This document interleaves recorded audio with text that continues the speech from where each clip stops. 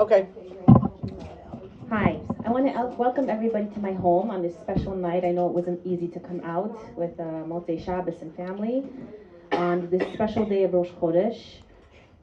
We have been getting together here with, I call us the Holy Ladies, for the past 5 or 6 years. I can't keep count, but it was before COVID started.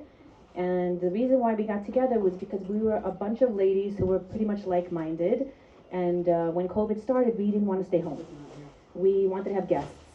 We wanted to visit sick people in the hospitals. We didn't want to really follow the rules that they were telling us to do because I personally felt like it was going against what we're supposed to do as Jews. Anyway, my topic here that everybody knows what I love to talk about the most is vaccines. So I'm not going to really get too much into the science of vaccines. My whole point here is to talk about the Torah perspective of it, because most Jews around the world who are religious, they always say the same thing, that we're listening to the rabbis. And I want to thank the Rebbetzin for giving me this opportunity. With pleasure. To speak to her platform, and hopefully this message will reach a lot of people.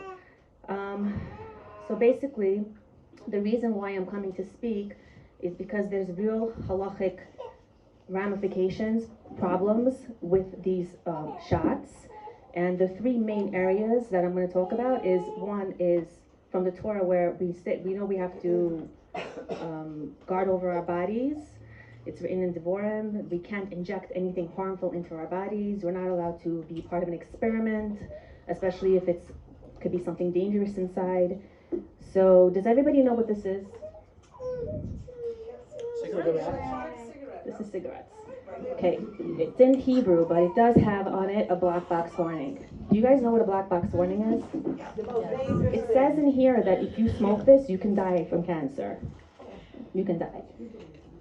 So we know that smoking cigarettes is a sore because you're not allowed to put anything harmful into your body.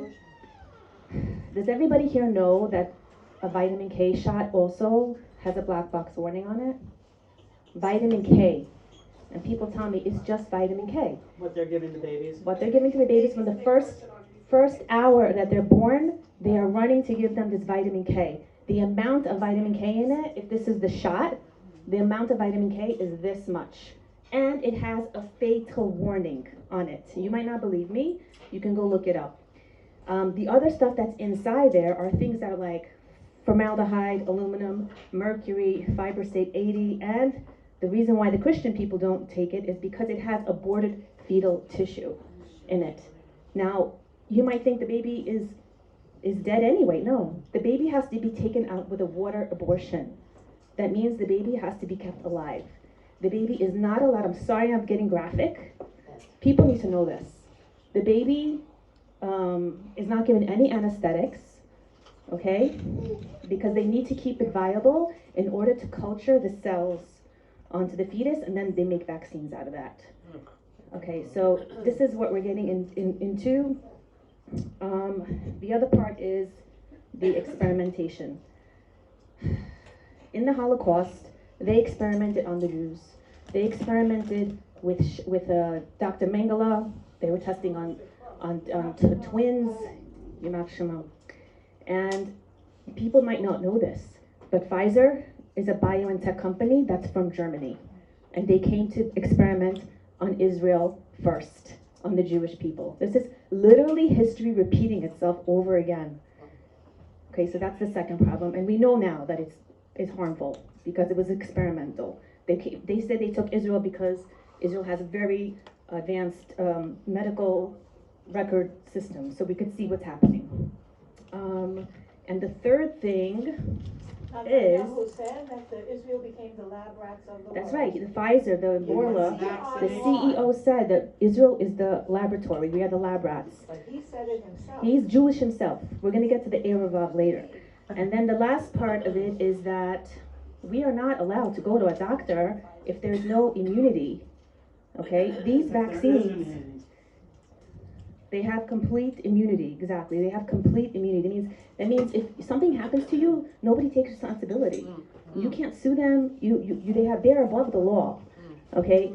I want to get into going back to the experimental part of this.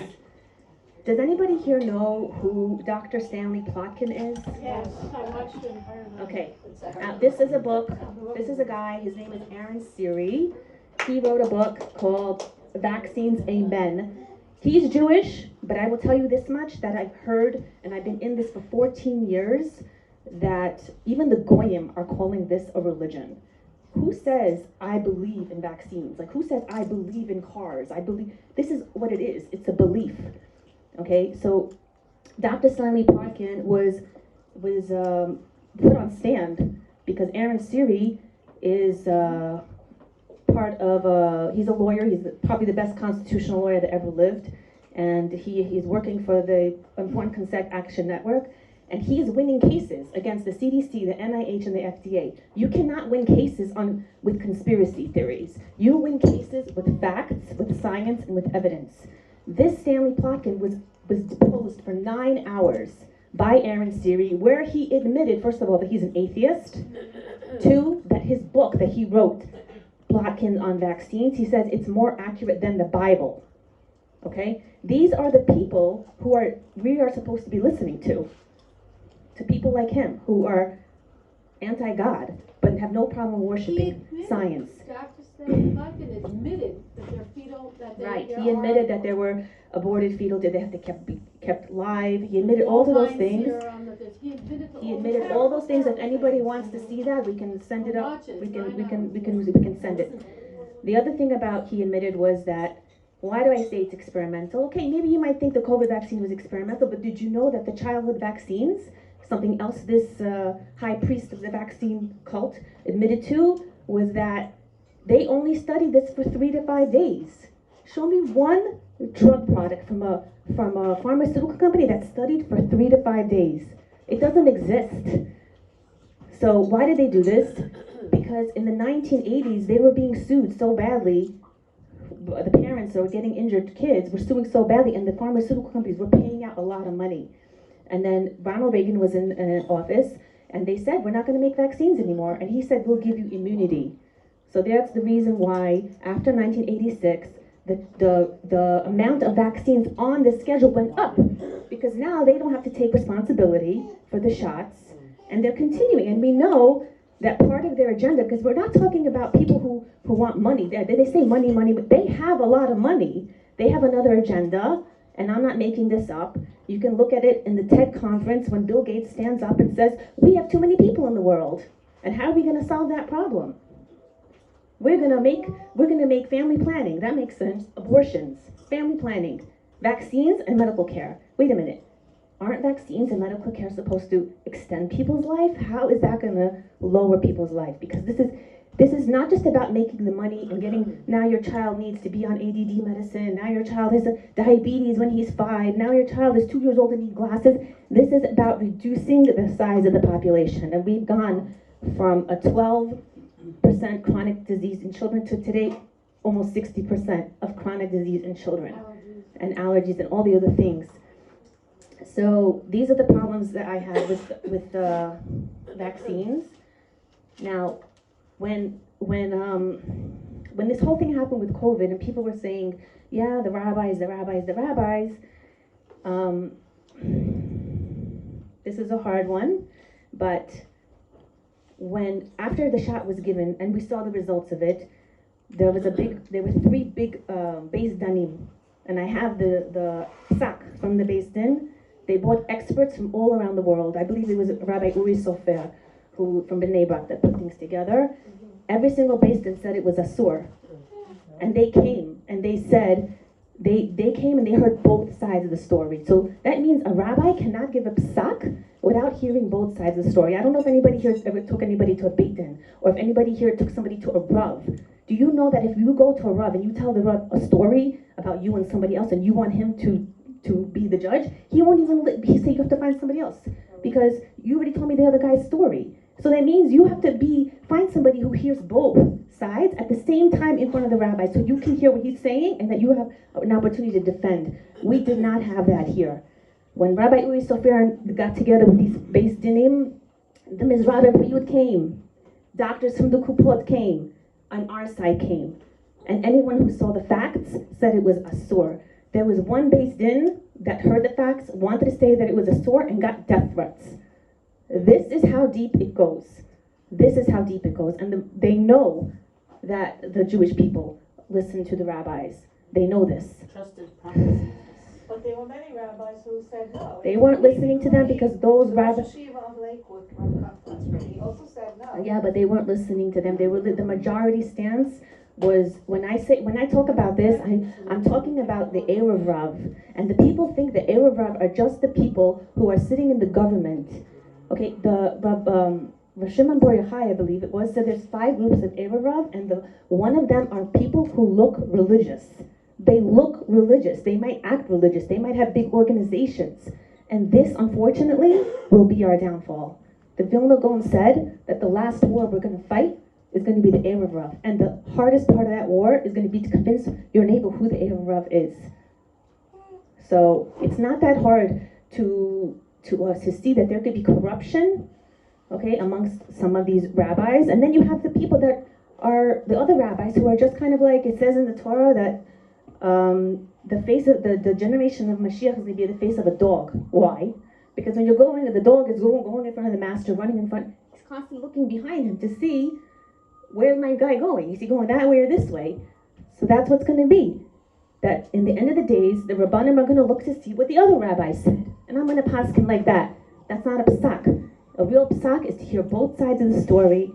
I challenge anybody online who hears me. Okay? If you're a doctor, if you're a scientist, come. Let's debate. Because I know that the science is on my side. I have it. You don't. You can say as much as you want, safe and effective for 3 years. When doctors go to medical school, they teach them for a day and a half about vaccines.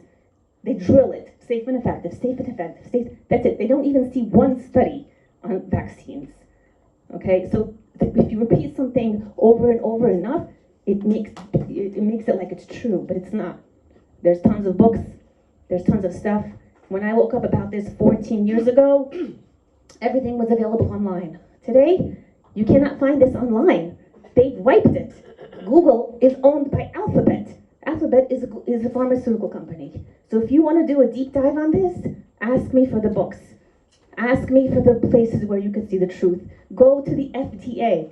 Go to the website. Look inside the insert package. Look inside their tests, how they did the studies. They've never done a placebo-controlled study. Never. Do you know what that means? One group that has the vaccine, the other group has a placebo. No, they don't do that. They give them one group the vaccine, let's say the vitamin K shot. The other group, they'll give everything else except the vitamin K. And they say that's their placebo trial. That's pseudoscience, that's junk science. And this is what they're going by.